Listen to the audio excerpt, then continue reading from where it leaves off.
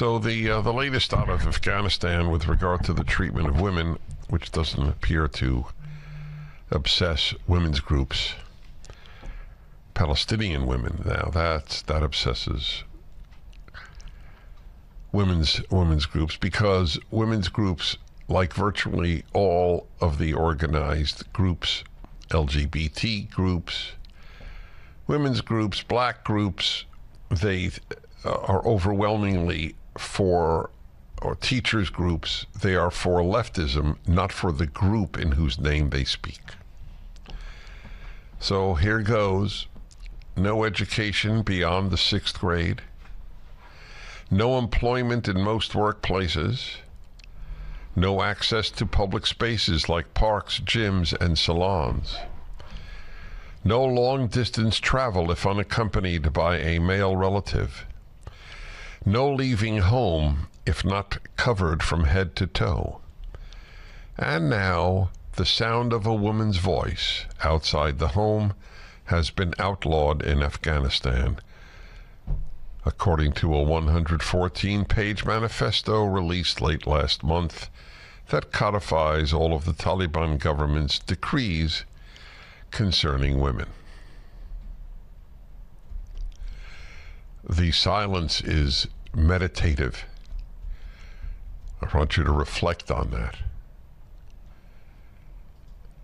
It's one of those moments where I said to you earlier this week, every so often I realize at the very same moment that I am speaking to you in the splendor of a beautiful studio, in freedom, air conditioning, and equality of human beings under the law in a country, at the exact same moment a woman can't leave her home in a place called Afghanistan.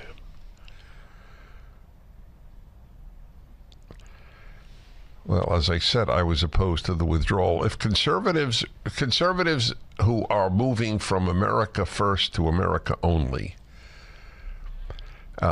I have something higher than America. It's called morality, called God.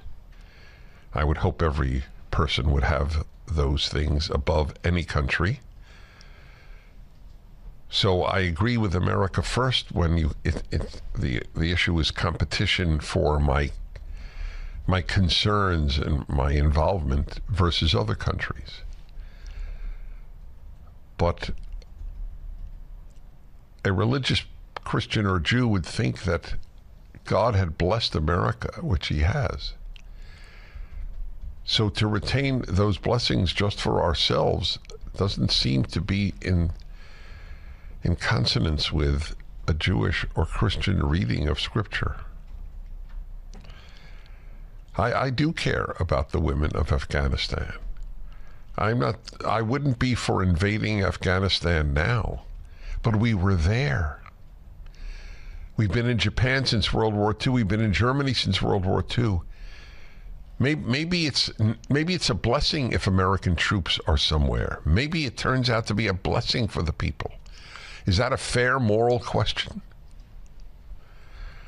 Since the Taliban regained power in August 2021, the authorities have systematically rolled back the rights that women, particularly those in less conservative urban centers, had won, get this sentence, had won during the 20-year U.S. occupation. That's not an insignificant thing to me as an American, as a human, as a religious person.